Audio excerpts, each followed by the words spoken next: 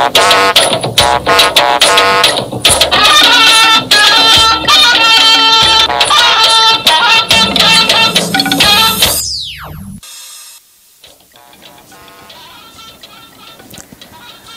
Eagles soars to victory in tension-soaked encounter with their Ivorian counterpart at ongoing AFCON 2023. Poised to be a driver of change and growth. Vice President Shettima canvassed his support for smallholder farmers amid campaign for partnership at Davos. The government has decided for now, arising from the cost of living crisis, to, in the meantime, continue subsidizing electricity. Federal government to ease burden of high electricity tariff on Nigerians with subsidy payments. Also tonight, we'll bring you live update on recovery efforts at the Ibadan Explosion site. Hello and welcome to NTA Network News. I am Jummai Yusuf. Benny Adams will bring us trending news from the world of business, and Abdullah Ajia is standing by with the latest news on sports.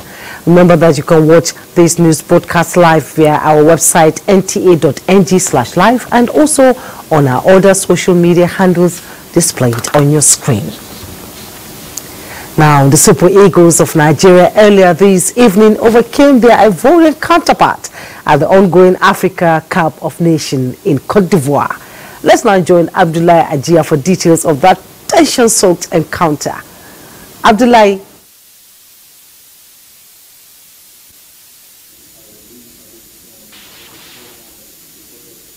Support from football lovers who are back home here to watch the Super Eagles take on the Elephants of Cote d'Ivoire. Earlier we were out to get the pulse of how that encounter went. Let's take a look at that.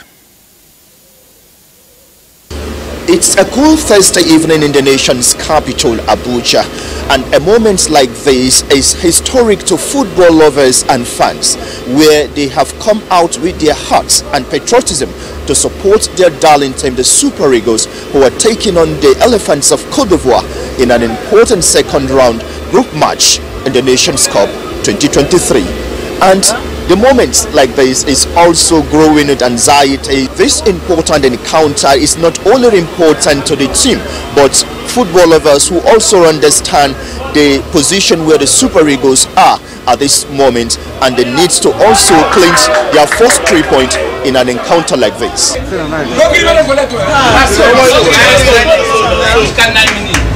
To be very honest, the match is tensed. All of us are tensed. But notwithstanding, our boys are doing what they can do at the moment. But we wish and pray that it ends in our own favor. That's just. Have you seen difference in the play today and our first match? Yeah, there is. Obviously, there are obvious difference. Today, they all came out to play the game. There is no chance for any lapses. Irrespective of there are some little mistakes, but still, the boys are better. They are better today. They are, in fact, much more better than last match. Of course, a moment of relief came the way of the football fans here watching the Super Eagles first put one ahead of the Elephants from the sport kick.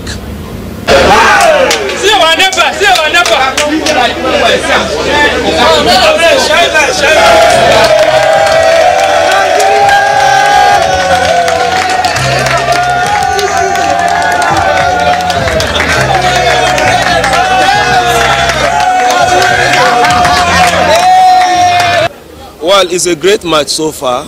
We have so many chances lost in the first half, and now we just had a goal coming from the penalty kick as they, committed offense against our experienced striker Victor Osimhen.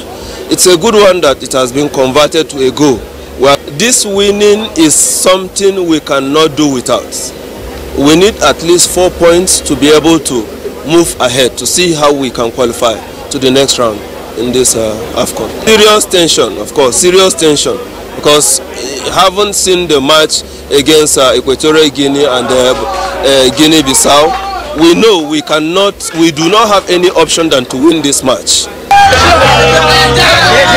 Congratulations to Nigerians, and for football fans who have watched back home here from the TV screen, it was huge relief seeing the Super Eagles take all important 3 points, giving them 4 points as we speak, and second on the Group A table.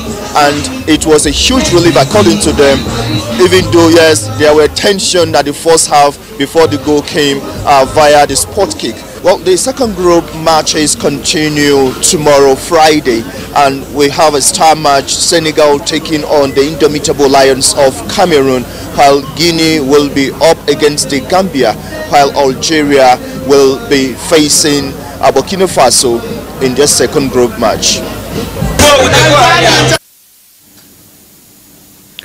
Well, that was moments earlier during the match. Well, that will be up.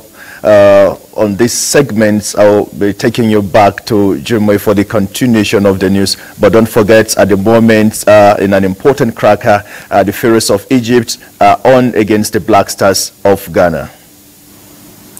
Yes, indeed, Abdullahi, you know, you can't beat the Nigerian spirit when it comes to football. And the tension in the newsroom was just, you know, just there. And, you know, we're producing the news anyway. The work has to continue. Two giants came together. The better team won. Thank you so much, Abdullahi. And from the Aso Rock, we hear that President Bola Tinubu was on hand to receive a delegation from the Supreme Council for Sharia in Nigeria and used the occasion to reassure Nigerians on his administration's commitment to better the lives of Nigerians. The President had, during the Federal Executive Council meeting on Wednesday, directed speedy conclusion of assignments by various committees instituted to recommend solutions on how to ease the cost of living and doing business in the country. While speaking to the visiting delegation, the President reiterated his resolve to make life better for the citizens through sound social and economic policies. He also assured them that efforts are ongoing to stem the tide of insecurity in parts of the country. Leaders of the Supreme Council for Sharia in Nigeria commended the economic policies of the current administration, but urged the President to ensure that measures are put in place to cushion the effect of increasing cost of living on the citizenry. Commend him on the hard decisions that he has taken for the country, and also to request that expedite action must be taken to cushion the effects of the hard economic decisions that were taken, and also to bring out everything that is in the arsenal to face the problem of insecurity in this country, and also to achieve food security. And we also submitted to him the communique of our just concluded conference, which brought about Islamic scholars, academics, intellectuals, and civil society organizations to make a post-mortem of the 2023 elections and to create a consensus on the way forward for the country, which will present to government. The Council promised to continue to pray for the success of the current administration in transforming the country for better.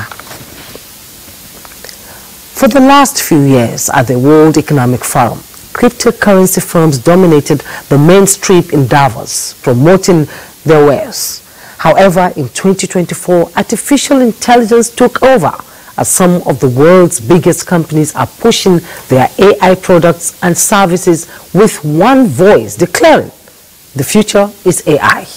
Haman Jabani tells us more about these and some issues dominating discourse at the World Economic Forum. The shift to artificial intelligence underscores the rapid rise in AI investment and interest last year, sparked by explosion of popularity of ChatGPT. Global technology companies are pushing to take a lead position in AI and are hoping their big statement on the Davos Promenade will serve to show their prowess in the field. AI dominated the Promenade far more than crypto firms, thus reversing the trend from the past few years. That we have been completely clear about is that competition is part of how this technology is going to thrive. It's how we're going to solve the problems that we have ahead. And so recognizing how much concentration happens when you take $1 billion to train a leading edge model, but also recognizing the explosion in entrepreneurial activity and venture investment.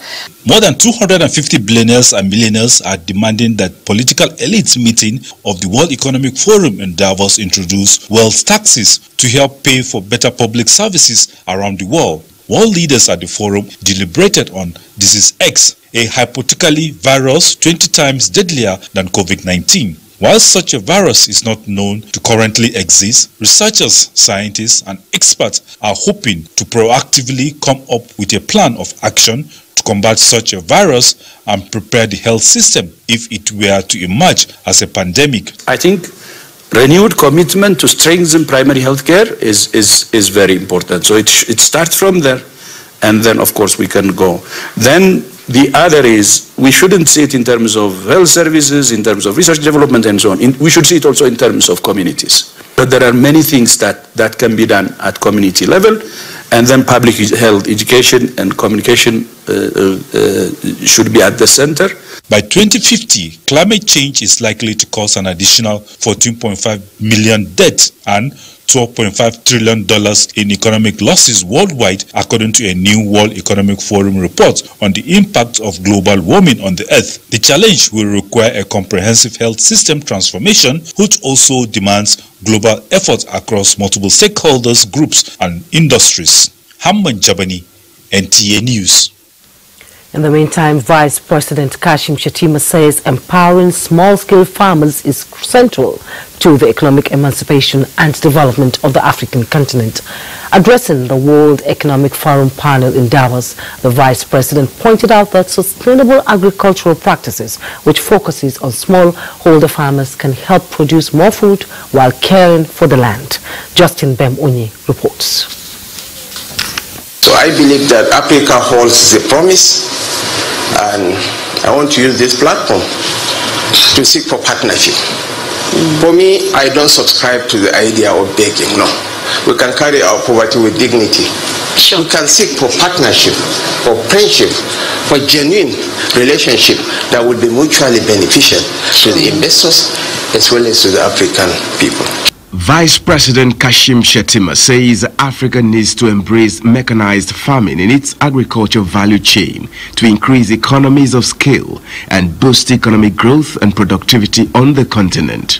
Precision and regenerative agricultural practices from local communities such as soil mapping and improved seeds, he however noted, could help to bring about an increase in yield. We are in some sort of a time capsule.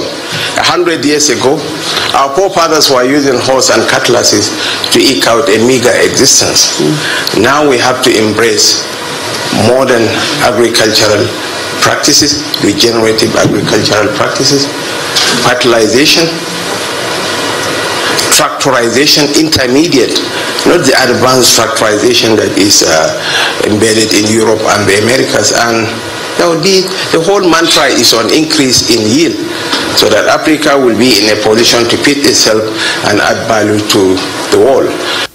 For the Vice President, the Great Green Wall Project initiative cutting across sub-Saharan Africa could bring about the kind of major change in the landscape needed to tackle the environmental crisis. The most important of our endowments are the human resource component. We are the youngest continent in the world. For instance, Nigeria, the average age of the Nigerian population is 19. And this huge youth bulge, we can truly transform them into demographic dividends. I'm afraid I'm an eternal optimist. I don't want to see it as a demographic disaster that will consume all of us.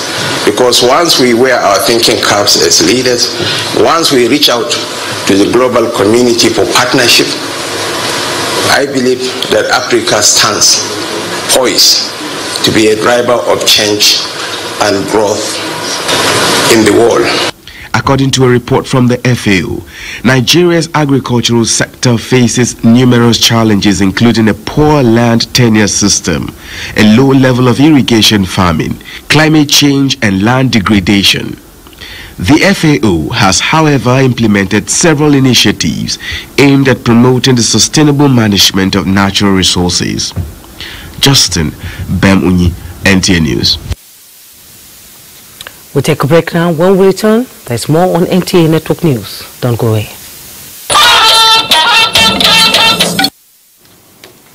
Thanks for joining us.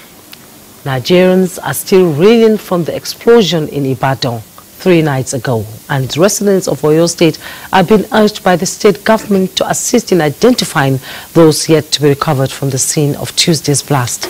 Grace Ayanleke has an update on the incident. We just had a little injury. Some of our children just had a kind of cut like that. That was the only thing that we had now. Then our building got destroyed. As excavation and rescue operations are ongoing, all hands are on deck to speed up the exercise and ascertain the level of damage. It's very difficult in this part of the world to try and find out who are truly missing, because many of them have gone to stay with their relations, and they have not, because of the shock, they've not been in touch with anybody else, so we don't even know where they are.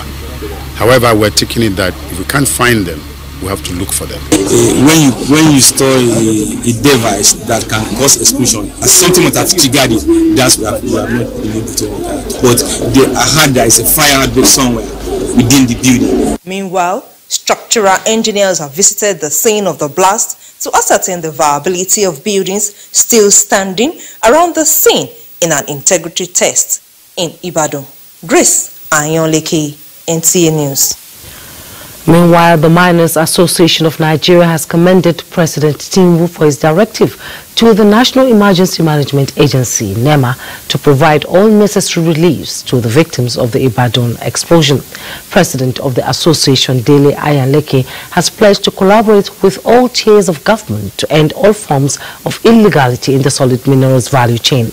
The leadership of the Miners Association of Nigeria called on its members to be mindful of those they partner with and to expose those parading as operators in the sector to the appropriate authorities in order to save the sector from every form of illegality and criminality.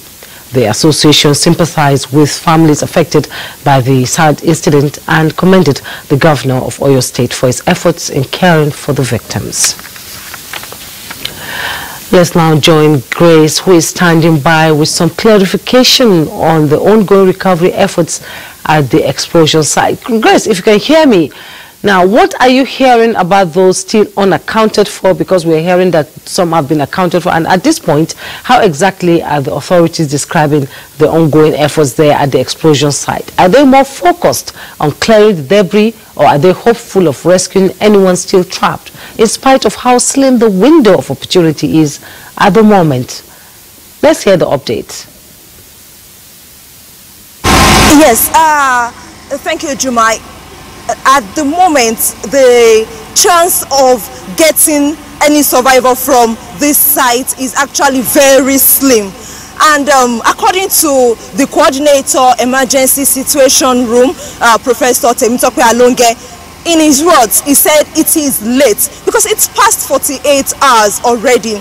And considering the impact of the blast, it's quite difficult getting any survivor from this point. And on the issue of those yet to be accounted for, the coordinator is also appealing to family members to ensure that people come around to the emergency situation room and report their family members, because he said that some people have moved on to their family members to stay with family members due to the shock. So they cannot really ascertain the number of people. They don't really have the data. So they are actually calling on residents of this area and those who have loved ones who live around here to come to the emergency situation room, which is situated at the Bodija Housing Corporation office, to put down names so that they can know who and who is yet to be seen, because they have a forensic pathologist on ground who is helping with the excavation to see, because at this moment with the excavation they are only trying to get closure for family members who need to see the remains of their loved ones.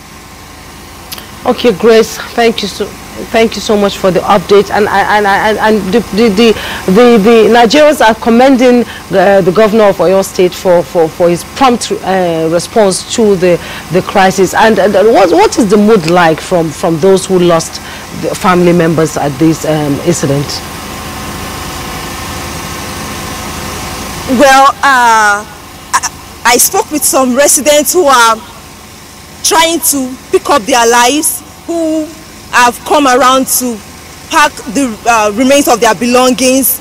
They actually commend the efforts of Governor Shettima, the Oyo State governor, and they say he has actually taken good care of them. And but the mood generally, the people are still in shock, the trauma, and you know, they just can't believe that right in their houses death is just next door.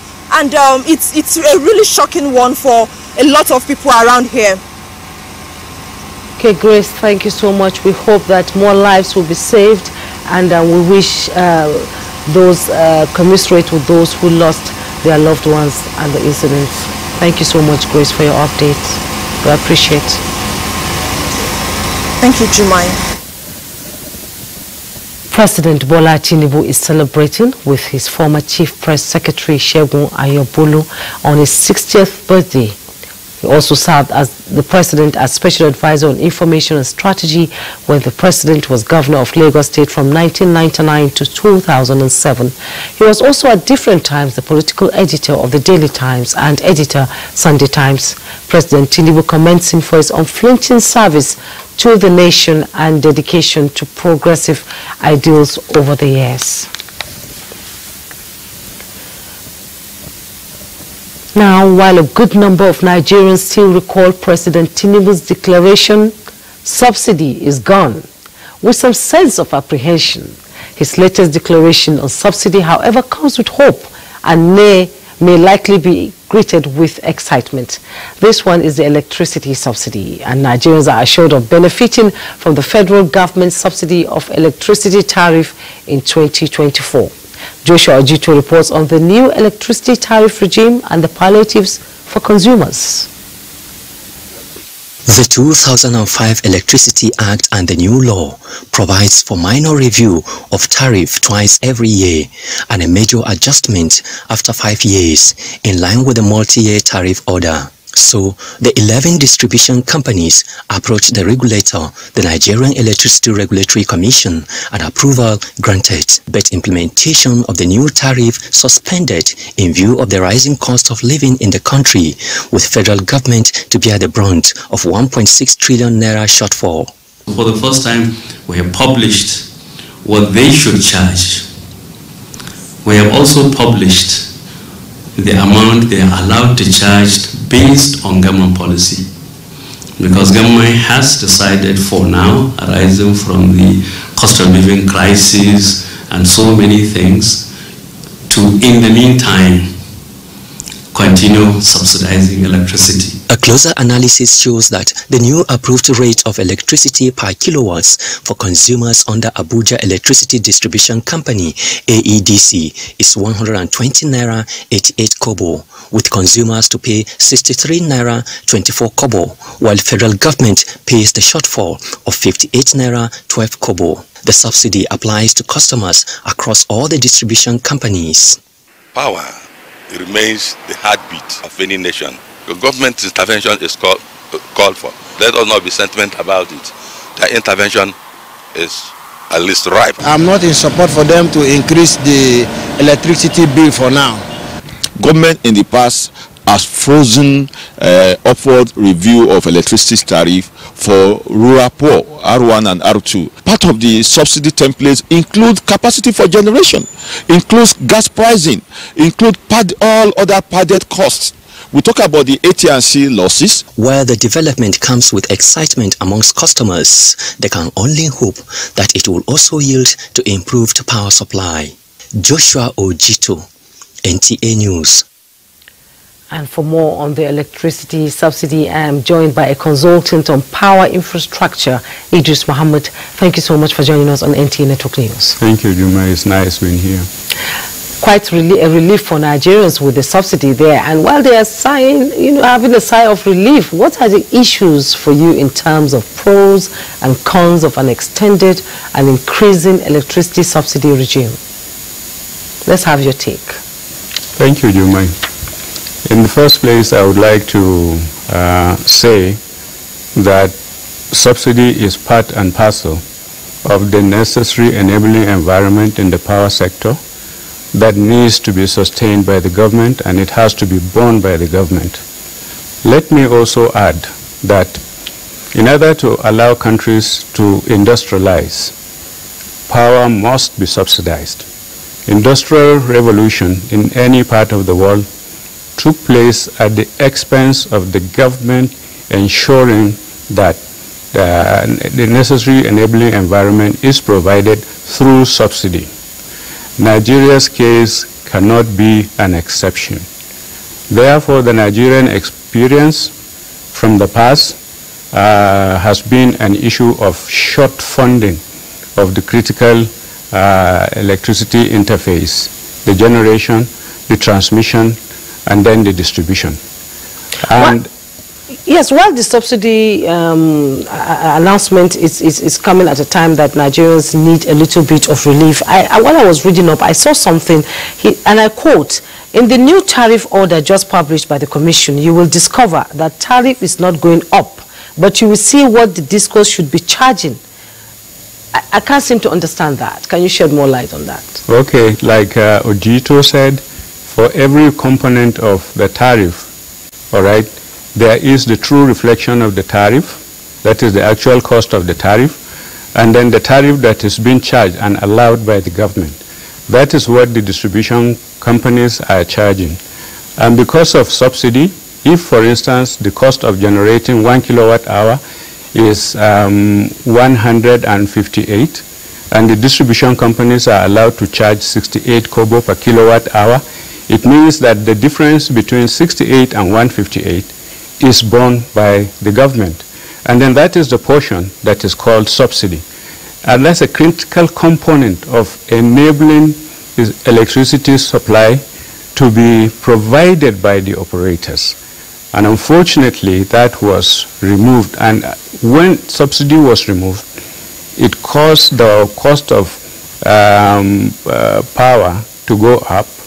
And then it also allowed for crippling of the unreliable and unstable power supply that we have in the country.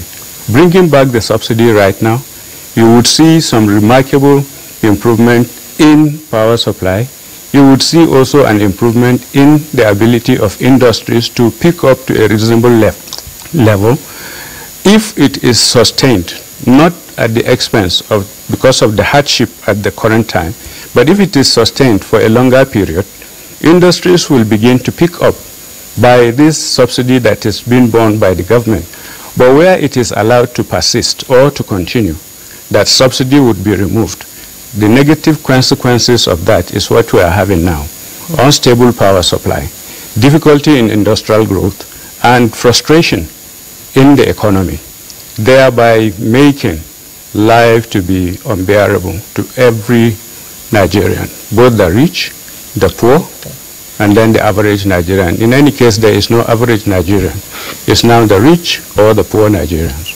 Yes, indeed. And, while still on this subject, I would like you to give us your insight into the discourse and how they can overcome the challenge of metering, saying that also continues to impede progress in the implementation of proper costing and cost-reflective tariff. You see, a lot of Nigerians don't even understand all these,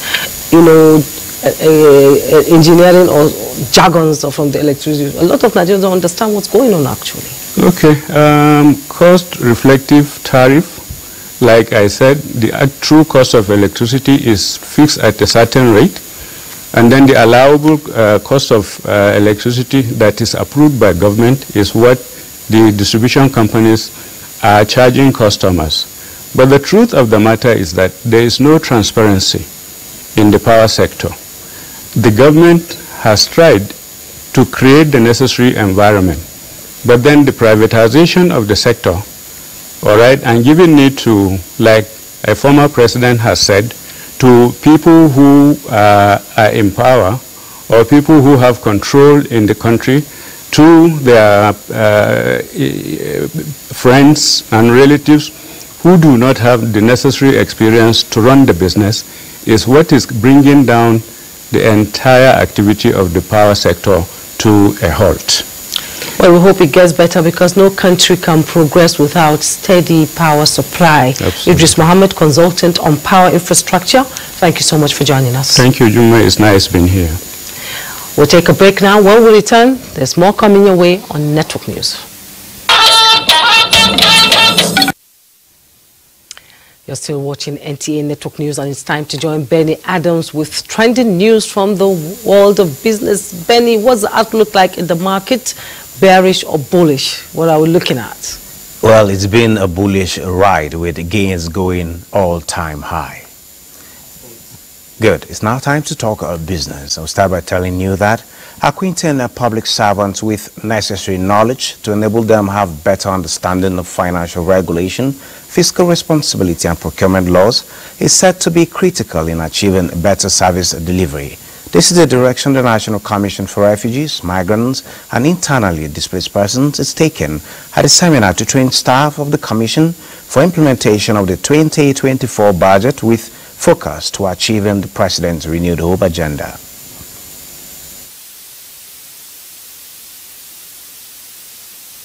Is to enhance the knowledge of our people, enhance the knowledge of our people in the accounts, enhance the knowledge of our people even in the service of the Commission, so that we can brainstorm, so that we'll look at the inside of this budget and see how ready we are. As any moment from now, this budget will be unveiled. The Financial Regulations, the Procurement Act, and the Fiscal Responsibility Act. If you look at this holistically, it's just about the implementation of the budget in accordance with the extant laws. And on an update on the World Economic Summit, as trade tensions continue to threaten growth, Nigeria's Ngozi Okonjo-Iweala at the World Trade Organization believes trade and investment remain critical drivers of prosperity. Hence, the need to salvage and retool what she describes as growth engines. On the investment side, we are negotiating an investment facilitation agreement at the WTO with 110 countries. The idea is to help developing countries as much as possible sweep away those barriers so the investment can come in and it can help revitalize growth and trade. We're also looking at rules to underpin digital trade. And now taking a look at the market, investors gain 1 trillion naira, the highest so far, as all share index advanced by 2.04%, and the market closed higher by 1,833.72 points, with the all share index advancing by 2.04% to close at 91,896.97 basis points. The market capitalization also recorded a gain of 1 trillion in naira terms. The total volume traded declined by 12.16% to close at 1.14 billion, valued at 19.29 billion naira, and traded in 17,804 deals. Transcorp was the most traded stock by volume and volume, with 156.62 million and 2.96 billion. That is business news. Network News continues with Jumai. Thank you, Benny.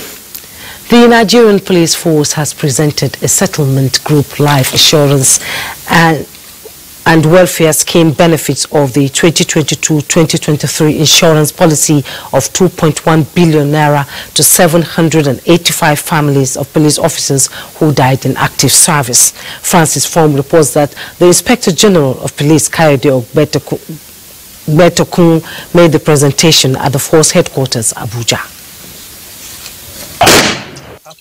Barely 4 days after the Armed Forces Remembrance Day, the Nigeria Police Force is also remembering the sacrifices of officers and men who paid the supreme price and those who got injured in the line of duty through the presentation of checks to their families. which will go a long way to alleviate the suffering of the family of our departed colleague. Family of former public relations officer of the force, AIG Don Auna, is amongst the beneficiaries of the Group Life Assurance and IGP Family Welfare Scheme benefits. They applauded the force leadership for reaching out to the bereaved families. We will not take this for granted, sir. We pray that God continue to bless you and continue to uplift the Nigerian police force to greater heights. For the IGP, Kayode Egbetokun, the gesture is part of the force efforts to care for the families of the deceased. I offer my deepest sympathies. Your loss is immeasurable, and while no amount can compensate for it, we stand with you in solidarity and support. Your loved ones' sacrifices will never be forgotten. IGP Egbetokun reiterates the commitments of the force leadership to the safety and welfare of every member of the force, while assuring that his dedication to enhancing their well-being and operational conditions remains steadfast.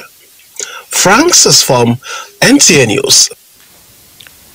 To the judiciary now, the Court of Appeal sitting in Abuja has affirmed the judgment of the Akwa Ibom National Assembly Election Petitions Tribunal that nullified the election of Emmanuel Ubom Udo, representing Ikono Ini Federal Constituency under the banner of the Young People's Party, YPP.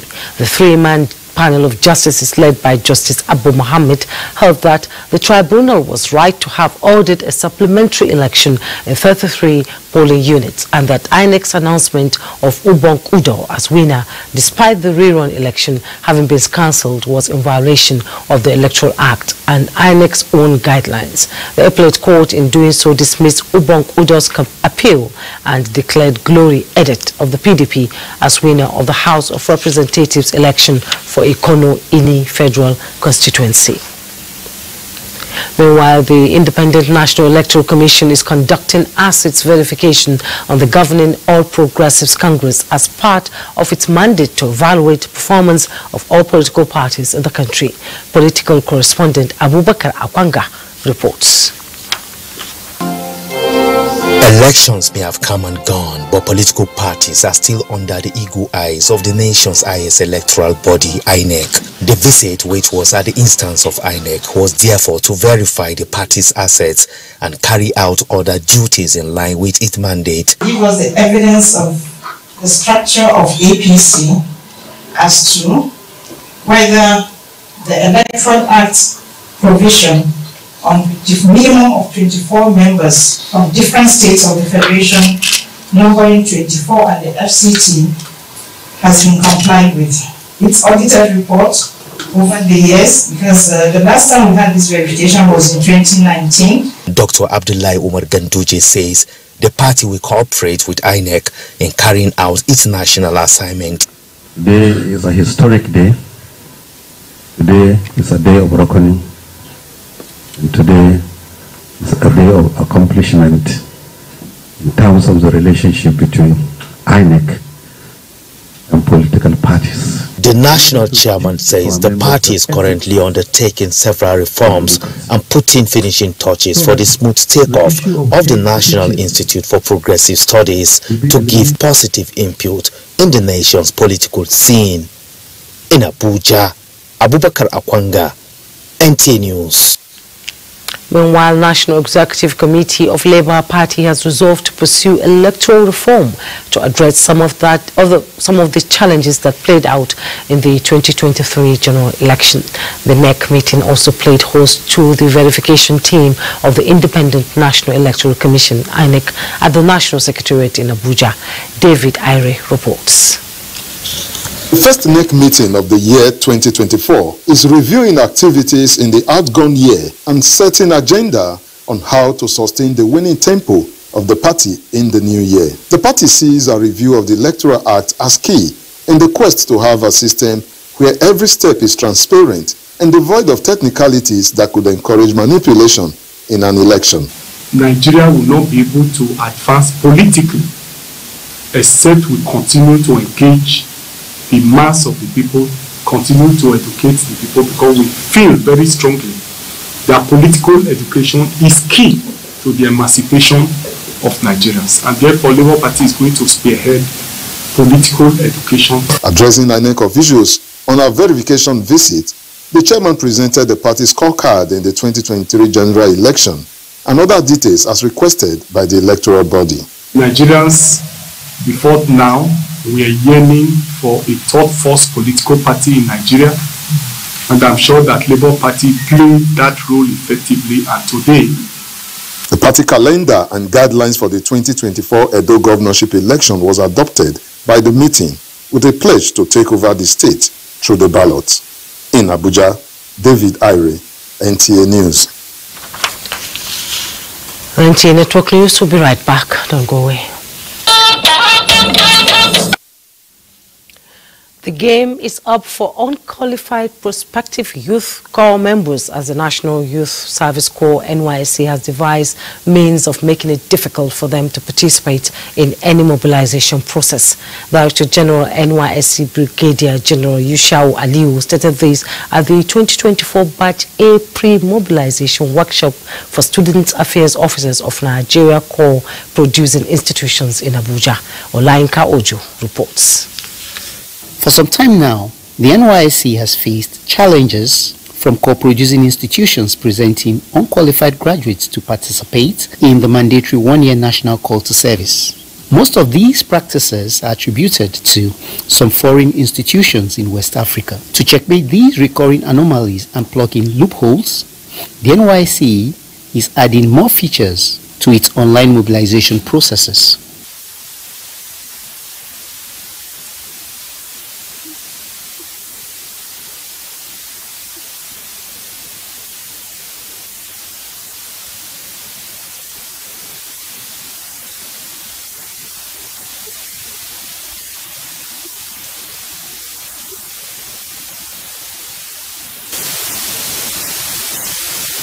We apologize for the loss of sound in that report, and it will come in our subsequent bulletin. Let's find out what the weather will be like tomorrow in Abuja and other states of the country.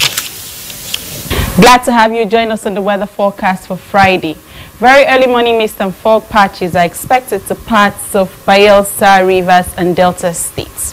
The atmosphere is still sunny, dry and hazy, so we expect the southern parts of the country, including parts of Kogi and Kwara states, to experience moderate dust haze with horizontal visibility of 2,000 to 5,000 meters. Other parts of the north central and the north are expected to remain sunny and hazy throughout Friday. Unhealthy air quality is still expected in circulation over the north central and parts of the south. So we advise the public to use face masks and stay hydrated. That's all for the forecast. I am Piedra Itum. Thank you for watching.